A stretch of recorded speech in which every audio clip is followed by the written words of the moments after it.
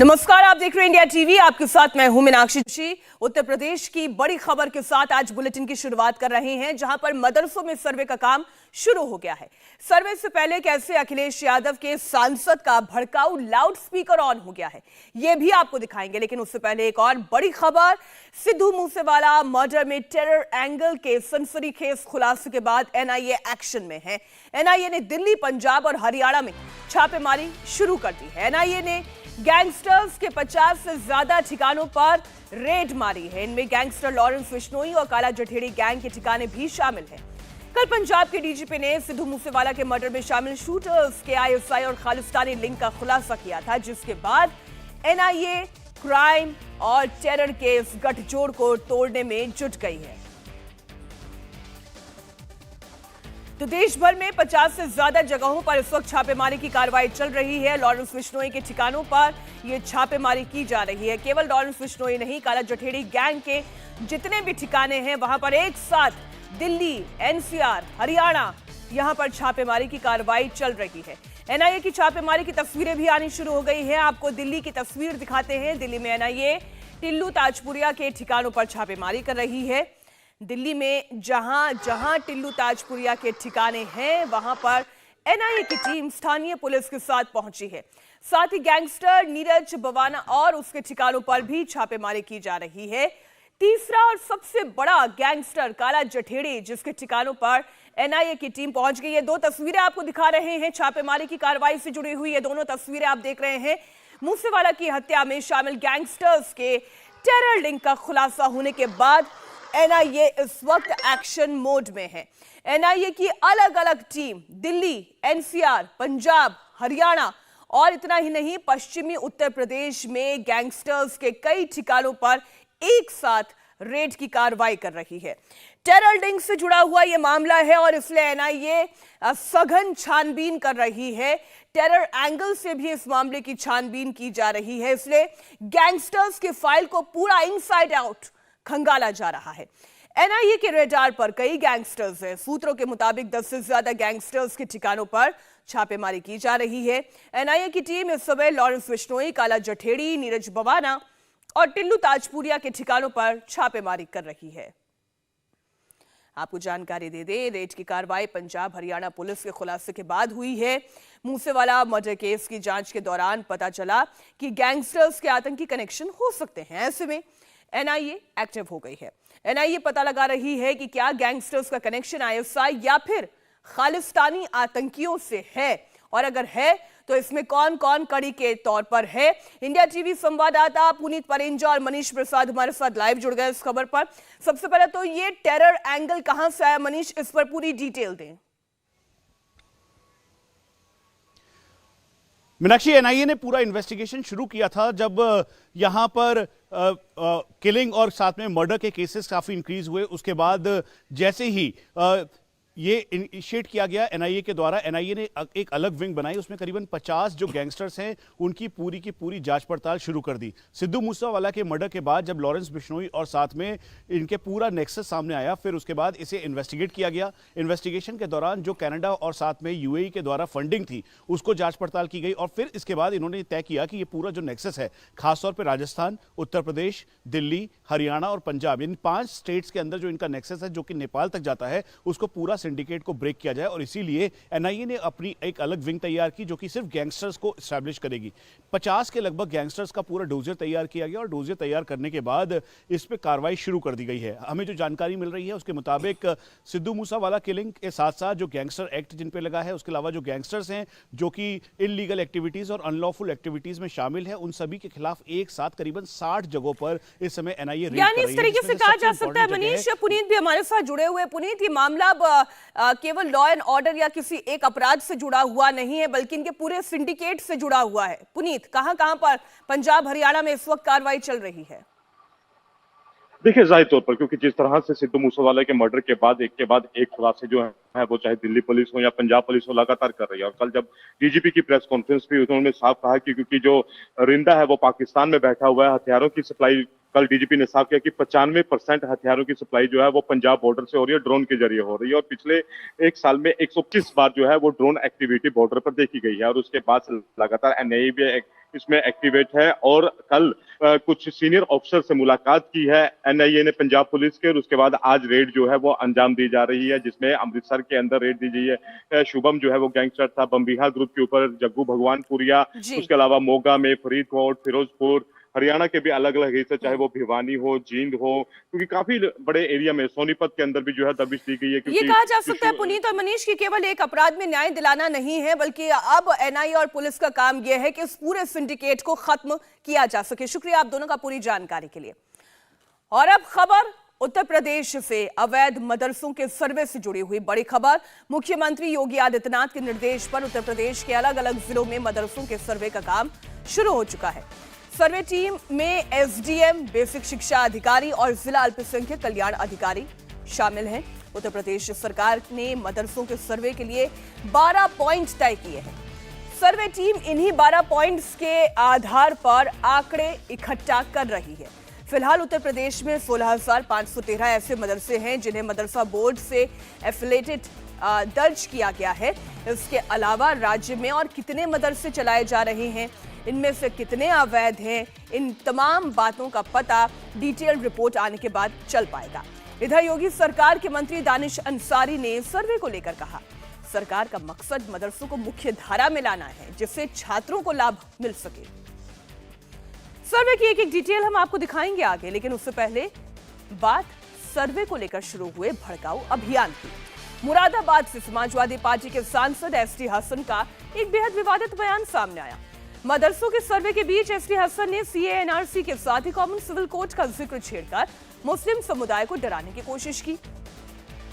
ST Hasan ने कहा कि यूपी में लागू होने वाला है common civil code, CAA NRC लागू हुआ तो मुसलमानों से बाप दादा के जमाने के डॉक्यूमेंट्स मांगे जाएंगे और जो मुसलमान कागज नहीं दिखा पाएंगे उसे बांग्लादेशी और पाकिस्तान कहकर भगाया जाएगा।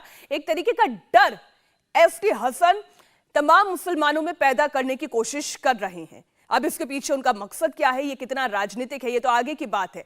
लेकिन एसपी सांसद एसटी हसन अपने बयानों को लेकर अक्सर विवादों में रहते हैं, ये कोई पहली मर्तबा नहीं है।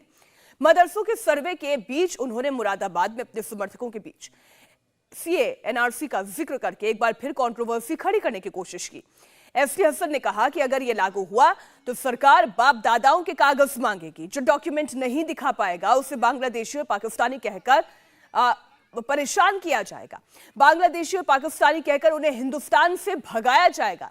एसटी हसन ने एक बार फिर मुसलमानों को यह बताने की कोशिश की है कि सीए एनआरसी बेहद खतरनाक है, वो लागू हुआ तो सब कुछ खत्म हो जाएगा। एसटी हसन यही नहीं रुके, इतने में उनकी बात नहीं खत्म हुई। इसके बाद उन्होंने मुसलमानों को कॉमन सिविल कोड का डर दिखाया। उन्होंने कहा कि सरकार अब यूनिफॉर्म सिविल कोड लेकर आएगी, मुसलमानों के सारे हक खत्म हो जाएंगे, सारे इदारे मिट जाएंगे, मुस्लिम पर्सनल लॉ खत्म हो जाएगा। ऐसे में मुसलमान अपने बच्चों को क्या देगा?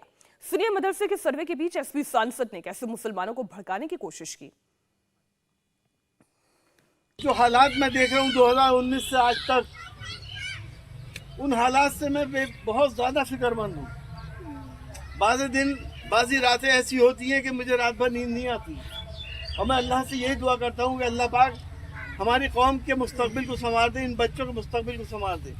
मुझे बहुत अंधेरा नज़र आ रहा है, लेकिन मेरी कौम को अभी इस बात का एहसास नहीं है। सीएए आ गया जिसके अंदर आपसे डॉक्यूमेंट मांगे जाएंगे, एनआरसी जब आएगा तो अजदाद के या दादा पर दादा के नहीं दिखा पाओगे तो कोई कहेगा आप बांग्लादेश से आए हो, कोई कहेगा आप पाकिस्तान से आए हो, आप हिंदुस्तान से जाओ। इतना खतरनाक कानून है, नहीं मालूम है मेरे भाइयों को अभी इसके बारे में। पूरे हिंदुस्तान के अंदर इसके लिए एहतजाज हुए। 3 तलाक का कानून आया, धारा 370 हटाई गई। मुझे खदशा इस बात का है कि अब आगे आने वाले वक्तों में कॉमन सिविल कोड आने वाला है। कॉमन सिविल कोड का मतलब यह है कि इस्लामिक कानून सब खत्म हो जाएंगे, आपके मुस्लिम पर्सनल लॉ खत्म हो जाएगा। आप जो कुरान पाक की रूह से अपने बच्चों को, अपने औलादों को तरका बांटते हैं, वो खत्म हो जाएगा। जो चीज हुई नहीं उस चीज का डर दिखाया जा रहा है। सीएए एनआरसी में क्या है इस बारे में पूरी जानकारी है नहीं, लेकिन मुसलमानों के भीतर भय पैदा करने की कोशिश की जा रही है। मकसद क्या है एसटी हसन का? बहरहाल मदरसों के सर्वे को लेकर सरकार की मंशा साफ है। सरकार ये सर्वे इसलिए कराना चाहती है कि मदरसों की हालत सुधर जाए, लेकिन एसपी सांसद एसटी हसन को सरकार की मंशा पर शक है। मदरसों का सर्वे कर रहे हैं, हमें अगर वो खुलूस से नियत से कर रहे हैं, उसमें कोई नियत सही है तो हमें कोई एतराज़ नहीं है। लेकिन मदरसों को भी एट पार लेके आए उन स्कूलों के जिसको सरकारी एड मिलती है, जिनको जितनी टीचर्स को तनख्वाहें मिलती हैं उतनी ही मदरसे के टीचर्स को तनख्वाहें दी जाएं रिकॉग्निशन होने के बाद, और जो रिकॉग्नाइज है उनको मदद करें। मैनिफाइड इंटेंशन से अगर मदरसों का सर्वे होता है तो हमें इतराज़ है, लेकिन अगर सर्वे सिर्फ इसलिए हो रहा है कि मदरसों का अपलिफ्ट किया जाएगा, मदरसों की एजुकेशन का अपलिफ्ट किया जाएगा, वहाँ के टीचर्स को भी वही फैसिलिटीज़ मिलेंगी जो और स्कूलों के टीचर्स को मिलती है, तो हमें किस बात का इतराज़? बात सारी अगर और मगर पर टिकी हुई है। वो खुद कंफ्यूज है। एसटी हसन साहब ये क्लियर नहीं समझ पा रहे हैं कि मदरसों का अपलिफ्टमेंट किया जा रहा है या फिर मैलिफाइड, यानी कि कोई ऐसी मंशा है जिससे मदरसों को नुकसान पहुंचे। वो खुद अगर मगर में बात कर रही हैं। मदरसों को लेकर चल रही तमाम सियासत के बीच उत्तर प्रदेश में सर्वे का काम शुरू हो चुका है। ये तस्वीरें सहारनपुर के देवबंद की है। देवबंद में गैर मान्यता प्राप्त मदरसे में सर्वे की टीम पहुंची और जानकारी जुटाई गई। सर्वे टीम ने मदरसे की फंडिंग, बिल्डिंग, हॉस्टल, सीसीटीवी कैमरे, पीने का पानी, बाथरूम समेत दूसरे इंतजामों को जायजा लिया। मदरसे के संचालक से सवाल जवाब भी किए गए। मदरसे का नाम दारुल उलूम ज़करिया है, जो बिना किसी सरकारी मान्यता के चल रहा है। फिलहाल सर्वे टीम वापस लौट आई है। सर्वे में क्या क्या मिला है इसकी रिपोर्ट 5 अक्टूबर तक डीएम को सुपुर्द की जाएगी और 25 अक्टूबर को डीएम ये रिपोर्ट सरकार को देगी। आज मेरे द्वारा एक मदरसे का सत्यापन किया गया है। जकरिया मस्जिद मदरसा है रोड पर, यहीं पर। बाकी के लिए लेखपाल और शिक्षा विभाग का और साल पंचायत विभाग का टीम बना दी गई है, ताकि अपने अपने क्षेत्र में सभी लोग प्रारूप पर सूचना एकत्रित करके उपलब्ध कराएंगे। तो इन्हीं के टीम के द्वारा ही, तीनों विभागों की टीम के द्वारा गाँव और कस्बे में जितने भी गैर मान्यता प्राप्त मदरसे हैं सभी का सत्यापन किया जाएगा। सत्यापन के लिए एक फॉर्मेट दिया गया है, उसी प्रारूप पर उनसे वो सूचनाएं प्राप्त करके रिपोर्ट 5 तारीख तक जिलाधिकारी महोदय को प्रेषित की जानी है। सहारनपुर जिले के देवबंद में ही सुन्नी मुसलमानों का एक बड़ा मदरसा दारुल उलूम है। इसकी गिनती दुनिया के बड़े इस्लामिक इदारों में होती है। एक रिपोर्ट के मुताबिक सहारनपुर जिले में 508 मान्यता प्राप्त मदरसे चल रहे हैं, जिनमें से 83 ऐसे मदरसे हैं जिनका रिकॉर्ड सरकार के पास नहीं है। सर्वे में इन्हीं मदरसों की रिपोर्ट सरकार को सौंपी जानी है। योगी सरकार के पास मौजूद आंकड़ों के मुताबिक उत्तर प्रदेश में 16,461 मदरसे चल रहे हैं। इनमें से केवल 558 मदरसों की ही जानकारी, या अगर हम यूं कहें कि सरकारी अनुदान इन्हें प्राप्त है। योगी सरकार 9,200 मदरसा शिक्षकों को वेतन देती है, जिस पर 817 करोड़ रुपए का खर्च आता है। उत्तर प्रदेश में पिछले 6 साल से नए मदरसों को सरकारी मदद या अनुदान नहीं मिल रहा है। सर्वे होने के बाद ऐसे मदरसों को सरकारी मदद मिलने का रास्ता भी खुल जाएगा। और गाजियाबाद से इंडिया टीवी संवाददाता सैयद नजीर लाइव हमारे साथ जुड़ गए हैं। नजीर, कितने मदरसों को सरकारी एड मिलती है और कितनों को नहीं मिलती है, इसका आंकड़ा अभी हमने दर्शकों के सामने रखा, लेकिन महत्वपूर्ण बात यह है कि इन मदरसों का अपलिफ्टमेंट अगर कराने की सरकार की मंशा है तो ये कैसे किया जाएगा?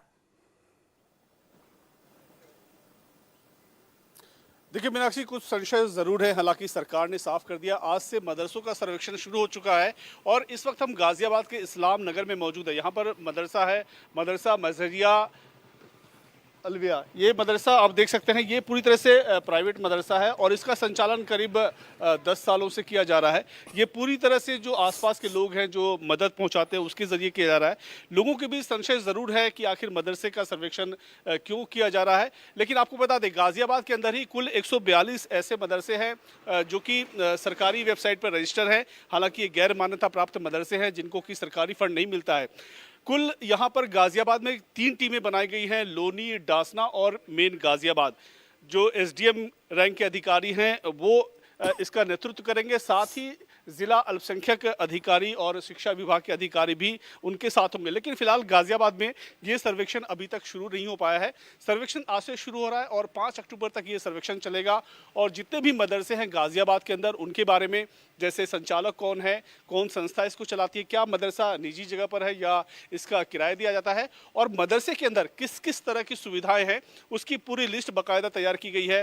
क्या मदरसे के अंदर बिजली है, सीसीटीवी कैमरे हैं, बेंच कुर्सी है, पंखे हैं, किस तरह की सुविधा मदरसे के अंदर है, ये तमाम जानकारी इकट्ठा करके एक रिपोर्ट तैयार की जाएगी और ये रिपोर्ट सरकार तक पहुंचेगी। मीनाक्षी जी, शुक्रिया नजीर पूरी जानकारी के लिए आपका। तो मदरसों के सर्वे का काम होना शुरू हो चुका है और सरकार ही कहती है कि हमारी मंशा इन मदरसों को अपलिफ्ट करने की है, बेहतर बनाने की है सुविधाओं को। इंडिया टीवी हर वक्त हर जगह डाउनलोड करने के लिए सर्च करें India TV news Google play store या ऐप स्टोर पर।